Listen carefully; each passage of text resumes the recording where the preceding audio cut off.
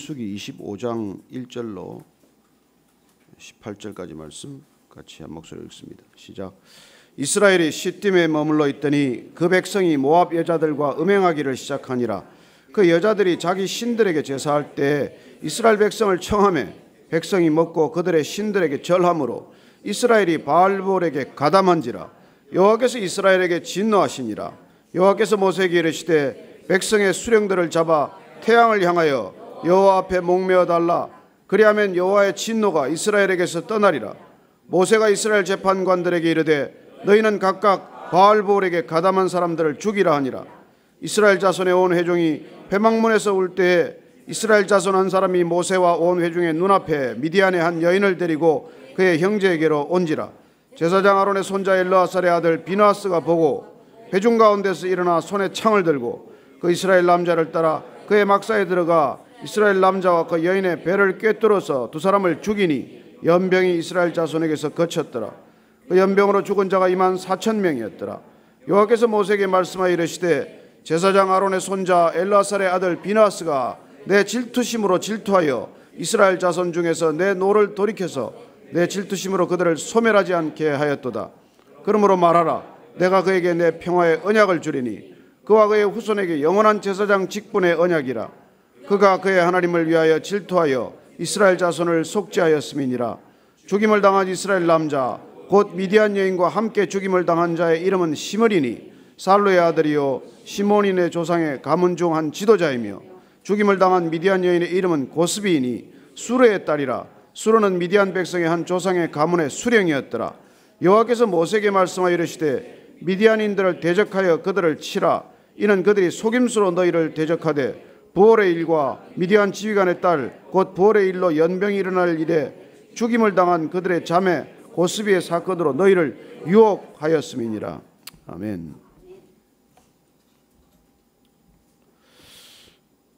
모든 일이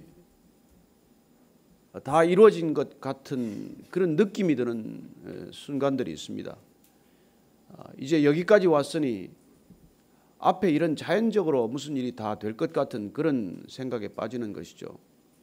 그때가 어쩌면 가장 위험한 때입니다. 우리는 그런 걸 되게 등산 과정에서 팔보능선이라고 말합니다. 이제 거의 다 온 것 같지요. 그러나 남겨둔 부분은 훨씬 더 힘든 길입니다. 그럼에도 불구하고 우리는 마음을 풀어버리거나 회의하게 될 경우에 산 정상을 밟아보지 못하고 정상을 눈앞에 두고 그리고는 사고를 만나는 일을 왕왕 보죠. 여러분 운전하실 때는 어땠습니까? 운전이 언제 사고가 가장 많이 납니까? 이제 운전이 좀 익숙해지고 차도 좀 익숙해지고 길도 좀 눈에 들어오고 그래야 이제 한 손으로 운전도 하고 옛날에는 한 손도 담배도 피워가면서 뭐 그렇게 운전하다가 사고 내는 것이죠. 요새는 뭐 핸드폰 떨어뜨린 거 줍다가 사고가 많이 나지만 어쨌건 우리가 한순간 방심하면은 천길 낭떠러지로 떨어지는 일이 있습니다. 지금 이스라엘 백성들은 시딤이라는 곳에 왔어요. 이제 한 10km 눈앞에 두고 있습니다. 가나안 땅이 눈앞에 보이는 곳이에요. 가나안 땅이 아직 들어가지 않았습니다.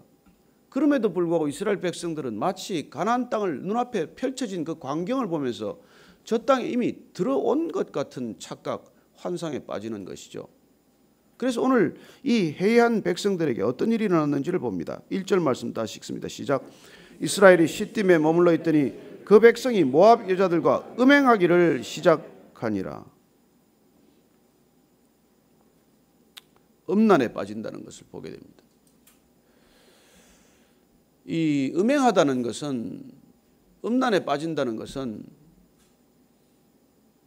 이스라엘 백성들에게는 우상 숭배와 동일한 것입니다. 우상에게 빠지는 것과 음란에 빠지는 것은 동일한 뿌리를 가지고 있습니다. 음행은 그냥 일어나지 않습니다. 먼저 우리의 마음이 무너지지 않고 우리의 몸이 무너지는 법은 없습니다. 우리의 마음이 언제나 늘 먼저 무너지고 그리고 우리의 행동이 무너지고 몸이 무너지는 것이죠. 이스라엘 백성들이 지금 보면은 모압 여자들과 음행하기를 시작했다고 되어 있지만 사실은 그들은 이미 우상들과 그 앞에 앞서서 음행을 저질렀는지 모르죠. 그래서 그 여자들이 자기 신들에게 제사할 때 이스라엘 백성을 청했고 백성이 그 앞에서 같이 먹고 그리고 그들의 신들에게 절했다고 되어 있습니다. 이 일이 음행에 앞선 일들입니다. 이 여자들이 먼저 제사할 때 자기 신들에게 초청한 것이죠. 그리고는 이스라엘 백성들과 함께 먹었습니다. 어쩌면 뭐 흐드러지게 먹었는지도 모르죠. 융숭한 대접을 받았는지도 모르죠. 그동안 만나만 먹다가 정말 이제 신기한 음식이라고 생각되는 그런 음식들을 먹은 것이죠. 어쩌면 광야 2세대는 인생에 처음 먹어보는 음식들을 먹었을지도 몰라요. 그리고 그런 것들을 먹고 나서 그들은 그 먹는 것으로 끝나지 않았습니다. 그리고는 그들의 신들에게 절하게 됩니다. 바알부올이라고 하는 신에게 절하는 것이죠. 자, 3절 말씀 읽습니다. 시작. 이스라엘이 바알부올에게 가담한지라 여호와께서 이스라엘에게 진노하시니라. 바알부올에게 가담했다고 되어 있습니다. 바알부올에게 이미 마음을 준 것이죠. 바알부올에게 이미 빼앗긴 것입니다.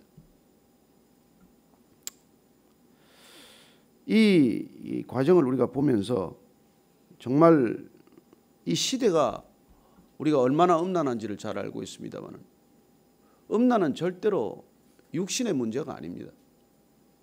음행은 육신에 일어나는 문제만은 아닙니다. 이 시대가 성적 방종에 치닫게 되고 지금은 LGBT 무슨 뭐 온갖 형태의 성적 취향을 개인적인 권리라고 주장을 하고 그리고 그런 개인적인 권리를 그야말로 이제 법제화하기 시작을 하고 그리하여 정상적인 삶을 유지하는 사람들에게 무언의 메시지를 끊임없이 던지고 있습니다. 여러분, 이 음행은 항상 기억하십시오. 영적인 타락이 선행되는 일이라는 것입니다. 우리의 영혼이 타락하지 않고 몸이 먼저 타락하는 법은 없습니다. 저는 이 시대가 얼마나 무너져 있는지를 여러분들이 우리가 똑바로 보지 않으면 그리고 이 시대의 기준에 우리가 휩쓸려가면 그까지 일이 뭐가 대수다고 하나님께서 비나스 같은 사람을 칭찬하고 연병으로 24,000명이 죽는 그런 하나님을 오히려 이해할 수 없다는 듯이 반론을 펴는 것을 보게 됩니다. 그런 하나님이면 믿을 가치도 없다고 말합니다. 그래서 하나님께서 왜 이런 일에 대해서 정말 엄격한 기준을 가지고 계신지를 우리가 이 시대적 기준을 가지고 보면은 절대로 우리는 이걸 이해 못합니다. 하나님께서 왜 우리가 음란의 문제를 그렇게 다루는지.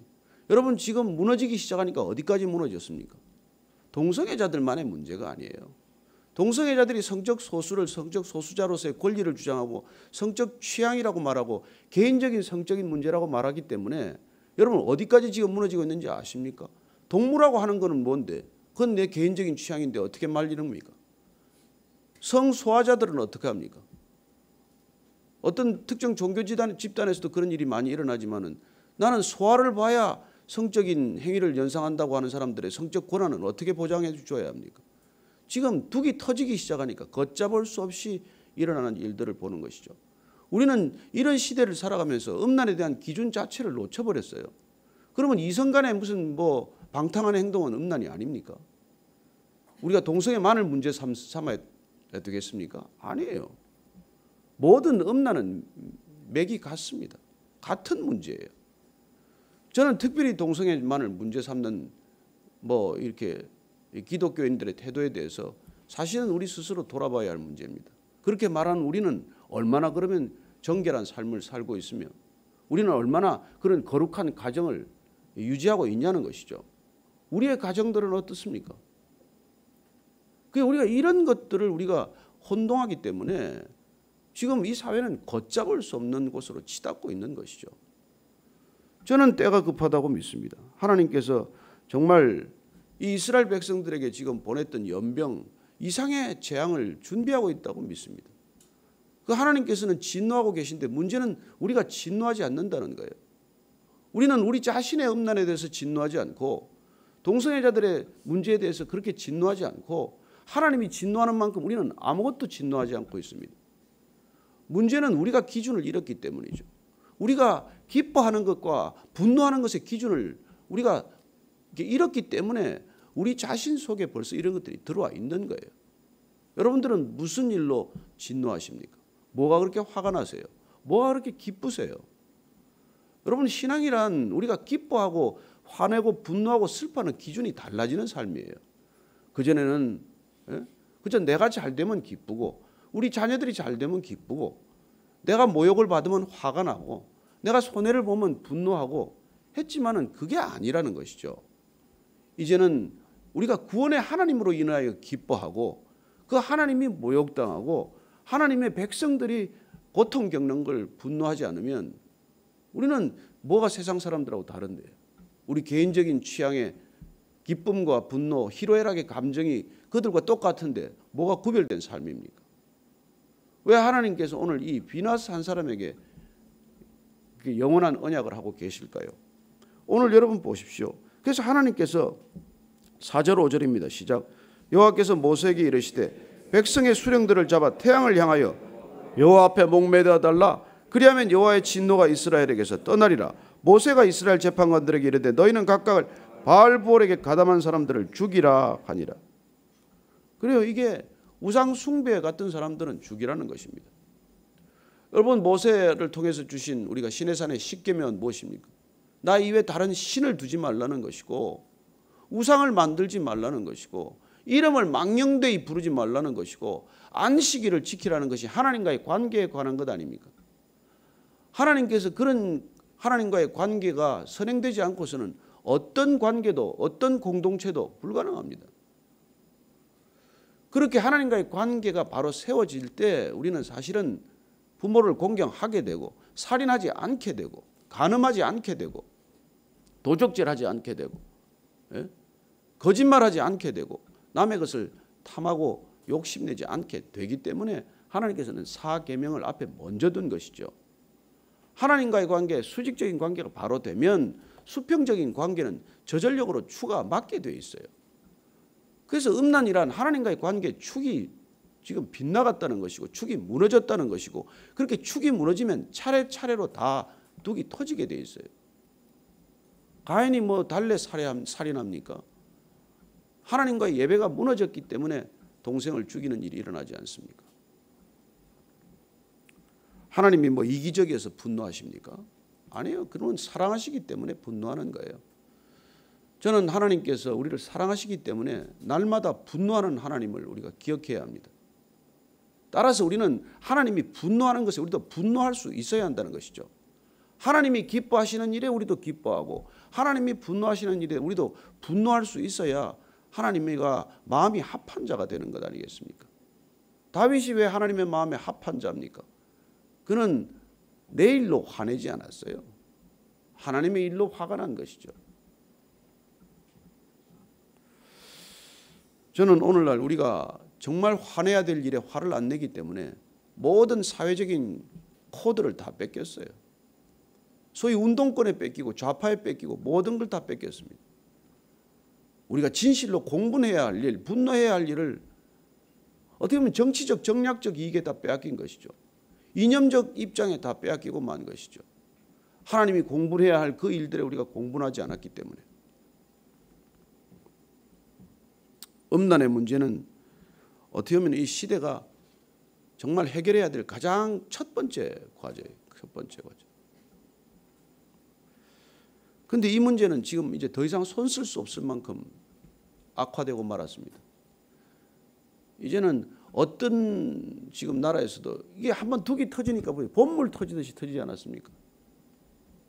처음에 제가 이렇게 보스턴에 갔을 때 첫 번째 동성애 결혼이 합법화되었습니다. 그래서 뭐 보스턴 그 카먼슨가 앞에 시대 나와가지고 그냥 첫 그 게이 커플이 그냥 결혼한 걸 온 그냥 미디어가 난리를 치고 보도를 하고 하더라고요. 그러더니 이제 점점 뚝이 터져가지고 뭐 캐나다는 지금 뭐 어떻습니까? 어떻게 보면 참 상상할 수 없을 만큼 빠른 속도로 무너지고 있는 것이죠.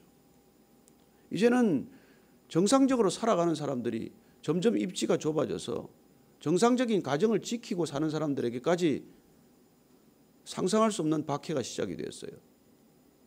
어딘가요? 저기 노르웨이입니까? 어딘가요? 아이들이 자기 자녀들 내세계 신앙교육을 했다고 그 자녀들을 다 빼앗아갔어요.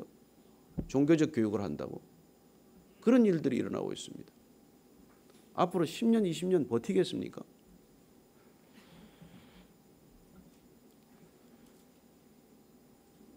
(6절부터) (9절까지) 읽습니다. 시작. 이스라엘 자손의 온 회중이 회막문에서 울 때 이스라엘 자손 한 사람이 모세와 온 회중의 눈앞에 미디안의 한 여인을 데리고 그의 형제에게로 온지라. 제사장 아론의 손자 엘르아살의 아들 비나스가 보고 회중 가운데서 일어나 손에 창을 들고 그 이스라엘 남자를 따라 그의 막사에 들어가 이스라엘 남자와 그 여인의 배를 꿰뚫어서 두 사람을 죽이니 연병이 이스라엘 자손에게서 그쳤더라. 그 연병으로 죽은 자가 24,000명이었더라. 이스라엘 자손 한 사람이 모세와 온 회중의 눈앞에서 미디안의 여인을 데리고 들어왔다고 말합니다. 여러분, 뭐 한 번 무너지기가 어렵지, 한 번 둑이 무너지면 이런 일이 일어나는 것이죠. 가족들 앞에서까지, 회중들 앞에서까지 미디안 여인을 데리고 오는 것을 보게 됩니다. 이때 언제 어떤 일이 있습니까? 10절 이하입니다. 여호와께서 모세에게 말씀하여 이르시되 제사장 아론의 손자 엘르아살의 아들 비나스가 내 질투심으로 질투하여 이스라엘 자손 중에서 내 노를 돌이켜서 내 질투심으로 그들을 소멸하지 않게 하였도다. 하나님께서 이스라엘 그 가나안 땅 목전에서 소멸시키려고 마음먹었어요. 그렇습니다. 지금까지 발락과 발람이 그렇게 저주하려고 했지만은 저주할 수 없었던 이스라엘 백성, 어떤 외부의 힘으로도 이스라엘 백성들을 무너뜨릴 수 없었는데 문제는 어디서 일어납니까? 늘 내부에서 일어나는 거예요. 밖에서 오는 위협이나 압박보다도 안에서 일어나는 타락과 부패와 음란이 훨씬 더 심각한 것이라는 것이죠. 저는 우리 사회도 마찬가지입니다. 로마가 침략에 의해서 무너지지 않았습니다. 안에 귀족들의 타락과 지도층의 타락에 이어서 대중적인 타락으로 이어지면서 무너지는 것이죠. 얼마나 그 로마가 음란해졌습니까? 그래서 지금 엘르아살의 아들 비나스가 하나님의 질투심으로 질투하는 것입니다. 하나님의 분노로 그들에게 분노하는 것입니다. 그리하여 내가 그에게 내 평화의 언약을 주리니 그와 그의 후손에게 영원한 제사장 직분의 언약이라. 그가 그의 하나님을 위하여 질투하여 이스라엘 자손을 위하여 속죄하였습니다. 그리고 비나스가 이스라엘의 죄를 대신 속죄했다고 하나님께서 말씀하십니다. 그리고 그 죽은 사람을 이렇게 소개하고 있습니다. 14, 15절입니다. 죽임을 당한 이스라엘 남자 곧 미디안 여인과 함께 죽임을 당한 자의 이름은 시므리니 살로의 아들이요 시몬인의 조상의 가문 중 한 지도자며 죽임을 당한 미디안 여인의 이름은 고스비니 수르의 딸이라. 수르는 미디안 백성의 한 조상의 가문의 수령이었더라. 그리고 이게 지도층에서 일어난 부패, 공공연한 타락이라고 말합니다. 자, 그렇다면 이 지도층은 어떻게 해서 이렇게 이스라엘 백성들을 타락의 길로 유혹할 수 있었을까요? 이 유혹에 가담한 사람을 우리는 발람이라고 성경은 말하고 있습니다. 그리고 발락이 더 이상 저주할 수 없다는 것을 알고 내 갈 길로 가라고 했지만 그는 가기는커녕 길을 돌이켜 이런 아이디어를 발락 측에 제공한 것이죠. 모압 측에 제공한 것이죠. 그래서 우리가 31절 말씀을 한번 더 읽고 지나가겠습니다. 31절 16절 31장 16절 말씀입니다. 31장 16절 찾았습니까? 내가 이게 안 떨어지네요. 31장 16절 한 번 더 읽습니다. 시작. 보라, 이들이 발람의 꾀를 따라 이스라엘 자손을 부올의 사건에서 여호와 앞에 범죄하게 하여 여호와의 회중 가운데 연병이 일어나게 하였느니라. 자, 보니까 이 일을 일으킨 기획자는 발람으로 되어 있는 거예요. 왜 발람은 돌아가지 이 짓을 했을까요? 그리고 끝내 그는 하나님을 거부할 수는 없었지만 그러나 동시에 발락의 유혹도 거절하지 못한 것이죠. 그래서 끝내 저주할 수는 없지만 저주받은 백성으로 만드는 아이디어는 있다는 거예요. 그건 그들 자신이 스스로 타락하게 만드는 것입니다. 밖에서 뭐 그렇게 공격할 이유가 뭐가 있어요? 안에서 저 스스로 무너지는 길이 있는데, 저는 저와 여러분들이 밖에서 오는 박해를 만나기 전에 우리가 스스로 무너지지 않도록 조심할 수 있기를 바랍니다. 여러분, 재앙의 외우로 무너지는 게 아니라 내환으로 먼저 무너져 있기 때문에 외우로 밖으로부터의 공격이 오는 거예요. 여러분, 지금 한국을 얼마나 만만히 보고 있습니까? 어떻게 시진핑이 그렇게 말할 수 있고, 어떻게 아베가 그렇게 말할 수 있고, 어떻게 지금 이 주변 열강들이 이렇게 말할 수 있습니까? 우리가 안에 무너졌기 때문에 그런 거예요. 저는 이 땅의 젊은이들도 분노해야 하고, 나이 들어도 분노해야 되고, 죽기 직전까지도 분노해야 할 상황입니다. 뭐 좋다, 먹고 살만하다, 이게 아니에요.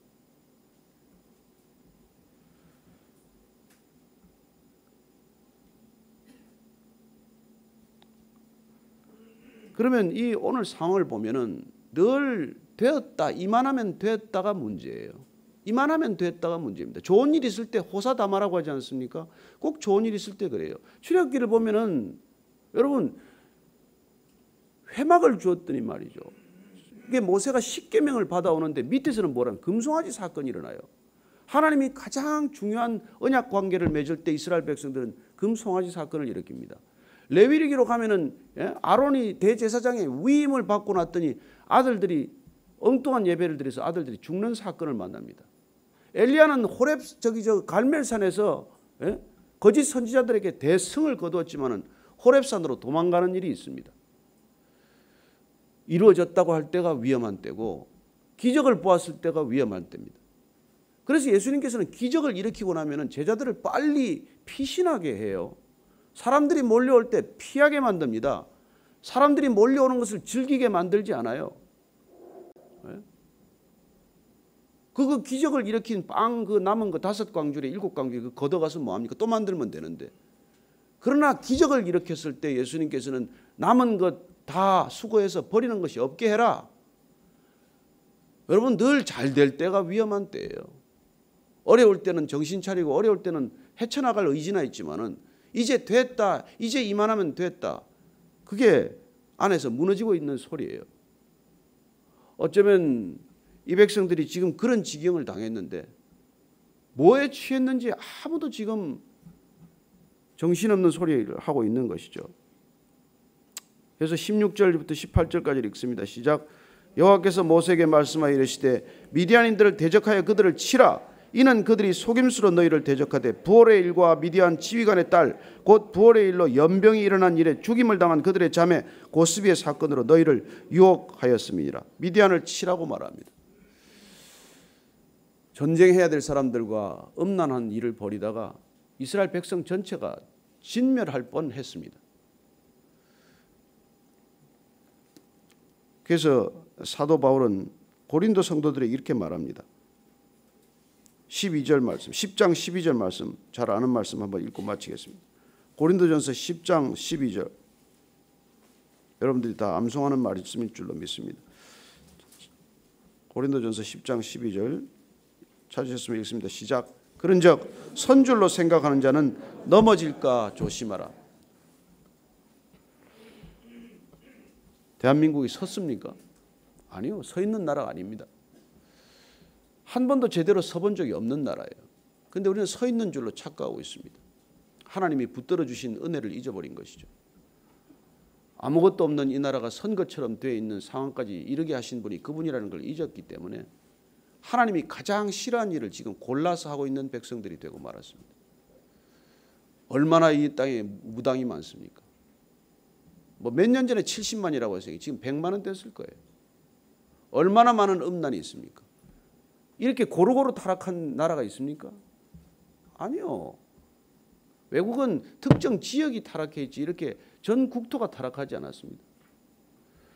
저는 하나님이 지금 견디고 계신 게 기적이라고 믿습니다.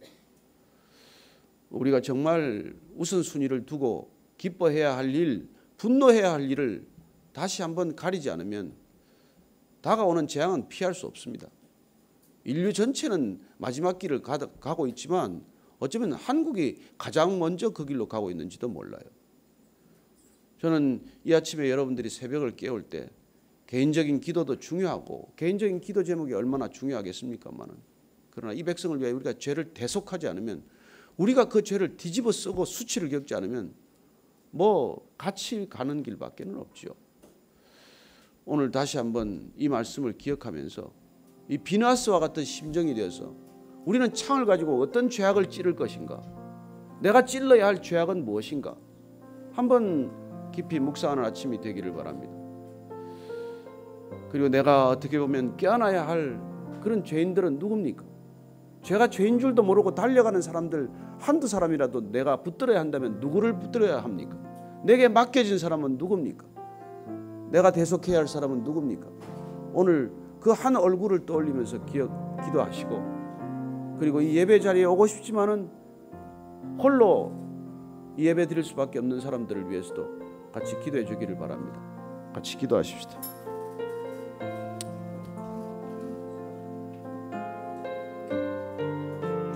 하나님 아버지, 정신없이 살아갑니다. 무엇에 취한 줄도 모르고 취해서 살아갑니다. 뭘 기뻐해야 할지 모르고 기뻐합니다. 뭘 슬퍼해야 할지 모르고 슬퍼하고, 무엇을 분노해야 할지 모르고 분노하는 시대를 살아갑니다. 하나님 아버지, 우리의 눈을 뜨게 하시고 귀를 열게 하시고 다시 한번 깨어나게 하셔서 주님의 마음과 함께 기뻐하고 함께 슬퍼하고 함께 분노하는 하나님의 백성들, 진정한 하나님의 자녀들 되게 하여 주옵소서. 하나님 아버지, 하나님의 마음을 헤아리는 하나님의 자녀들 되게 하여 주옵소서. 이제는 십자가에서 아버지의 마음을 쏟아부어 주신 우리 구주 예수 그리스도의 은혜와 하나님 아버지의 사랑과 성령의 인치심이 오늘 발람의 유혹에 빠져 음란의 길로 치달았던 이스라엘 백성들, 진멸을 목전에 두었던 이스라엘 백성들, 그 백성을 구한 의로운 믿음의 사람 비나스의 길, 그 길이 비록 내게는 위험하고 손해일지라도 그렇게 살기로 결단한 이 자리에 고개 숙인 믿음의 지체들 위해 지금부터 영원까지 함께 하시기를 간절히 축원하옵나이다. 아멘.